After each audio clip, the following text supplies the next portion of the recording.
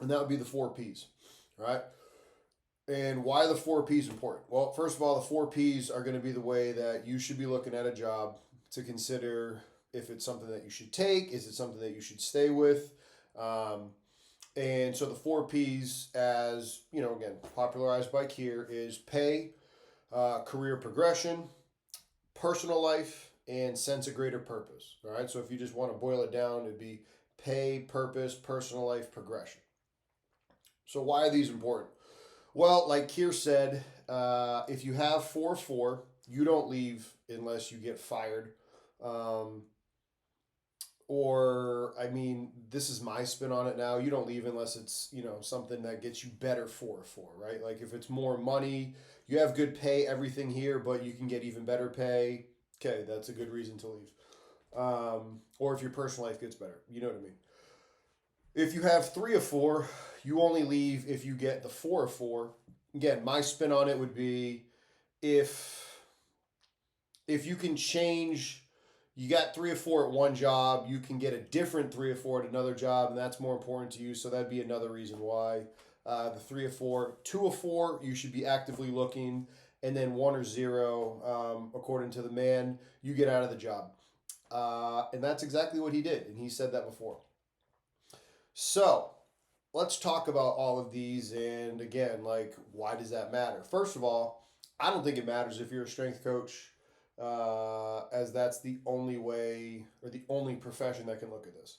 This needs to be something that everybody uses, right? I've told this to friends that aren't in athletics, friends that aren't strength and conditioning coaches. I've told them the same exact thing because I think it remains true that when you look at the four P's of your job and the job that you're considering, there's nothing better when evaluating it. Sure, you can weight the different categories and blah, blah, blah.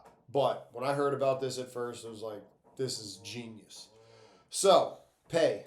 What's that? Well, that one's pretty easy. It's what you're getting paid. But let's dive into this a little bit deeper. It's not only what you're getting paid, because it's essentially the finances is the pay, right? So let's say you're a assistant football coach at a Power Five place, and let's say you're making anywhere between, I don't know, who cares? You're not making as much as the head guy or the assistant head, and you want to be making more. But you can then take into consideration, all right, how much am I not paying for supplements, for food, for gear, blah, blah, blah. Well, that's going to go into your pay. Also, look into your retirement. What are they doing for your 401k? What are they doing for your 403b? What are they doing for your flex spending, right? So these are questions that you want to start asking within that pay category. Also, start thinking, is there a way for you to have a side hustle at that current job? So these are all the different filters and subcategories within the pay category. Personal life, all right, pretty self-explanatory. The biggest one right off the bat is probably going to be: do you have a personal life? Are you allowed to leave work? Are you allowed to see your family? I mean, if you want to see your family or not, that's a whole different conversation. I'm not here to talk about that. But do you have the ability to go see your family if you want? Or are you forced to guard your desk? Then, within, again, subcategories of this personal life, do you have things in your personal life working at that job that you like?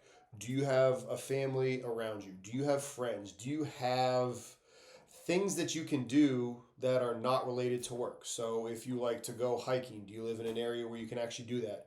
Or are you in an urban area? So, if there's a new job that you could be living in the wilderness or near the wilderness, hey, maybe your personal life gets a lot better. Um, does your personal life get better because you're leaving a situation at an old job where you didn't like the people you're working with and you need to get away from them because you just personally you're stressed out? That's another subcategory. Sense of greater purpose. This one, again, essentially the highest category as made popular. When Kier introduced it, was: do you feel like you belong to something that's bigger than yourself?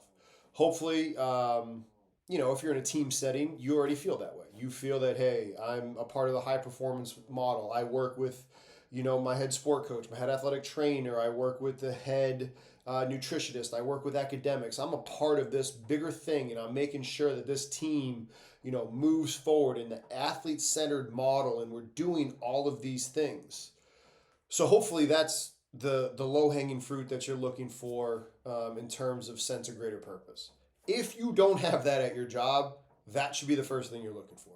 Do you actually operate in a world where you're working with people and talking behind the scenes, and you know you're helping do all the things that we just talked about? If you don't have it, go look for it. If you have it, okay, now start digging even deeper. How valued are you? Are you just a cog in the machine? Or is it like, hey, my input, my 2 cents actually means something? Or is it just, hey, thanks for the opinion, head weights guy or girl, but could care less what you really think? So that would kind of be your sense of greater purpose. I guess you could also lump in what are some of the different areas that you're allowed to go outside, right? Instead of just staying in your lane, are you allowed to do more stuff in the athletic training room? Maybe you have a smaller roster size and fewer athletic trainers, and they're asking you to help out with rehabs. Maybe your school doesn't have a nutritionist and you're doing more of the nutrition stuff, right? So that can help with your greater sense of purpose from the current job to the next job. Then finally, career progression, right? And this is going to be pretty simple, essentially, right? Are you climbing the ladder? A caveat, always remember it's never going to be completely linear. There's going to be ups, downs, or maybe a lateral move to go back up. So, one of the categories within it is you should think, okay, is there an opportunity to change my title? Is there an opportunity within that career progression? Okay, maybe it might look like a lateral move to everybody else because let's use that same example. You're the number 3 at an FBS school. Okay, you're still a number 3, but now you've got a director title because you're the director of rehab or whatever the case may be. That can help you with your career progression. So it should continue to help, push you in the trajectory that you want to go, but fall, within reason. Now, that's the 4 Ps if you are the employee. This is also important if you're the employer, right? If you're the supervisor, and I don't even like those words because if you're a supervisor or a manager and you just view it that way, you've completely missed the boat, right? That's if you're thinking that way, I'm gonna steal from what Fergus talked about in the long cheeky midweeky that we did, where he talked about the org chart is actually flipped upside down. Whoever's at the top really should be at the bottom, and the athletes are at the top, and then it's the job of the leader to be empowering his subordinate leaders, who then empower their subordinate leaders, who empower the athletes.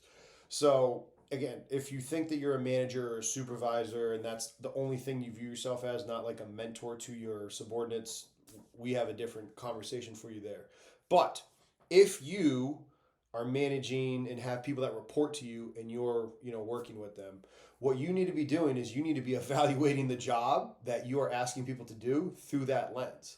So are you offering them 4 or 4? Because if you're not, what did we just say? If they have 1 or 2 or none, they're either actively looking or they're telling themselves like, I might be quitting. So you don't want that. You don't want the high turnover rate. So how do you do that? Well, look at your job through the 4 Ps. How are you paying them? Again, get creative. If you can't pay them more because of human resources or whatever reasons you don't have the ability to pay them more, let's start looking outside of it. Can you do better things with their 401k? Can you do things for paying to park if you're at a a university or a college? How can you get creative if you have a private sector to continue to keep money in their pocket? Personal life. Make sure that you give them a personal life.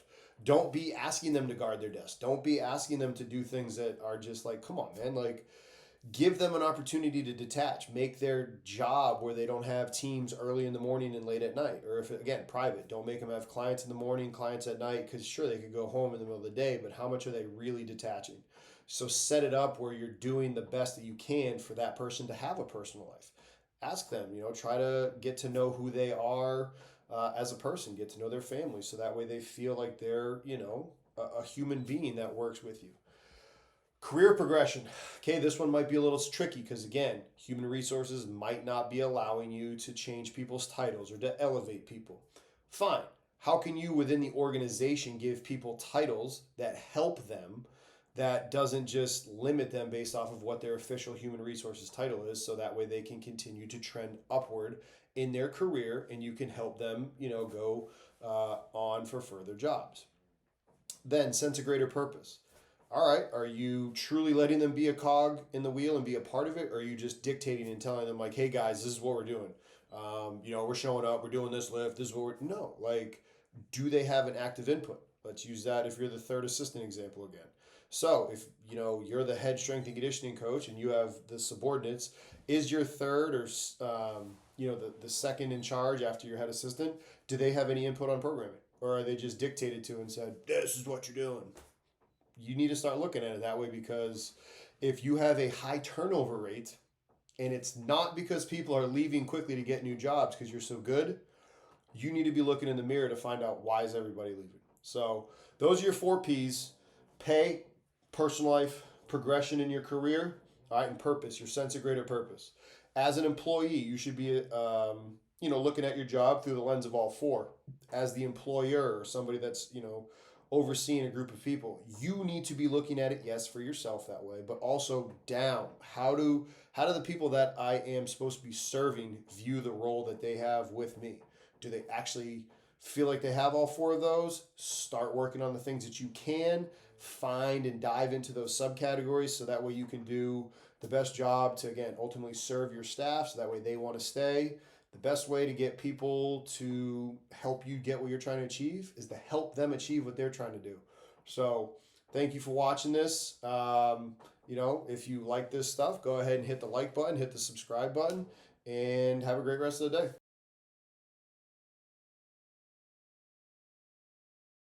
Congratulations on making it to the end of the video. Why don't you celebrate by watching more videos just like it? You can also help us on our quest to placate the algorithm gods by liking, sharing, subscribing, and commenting. Thank you.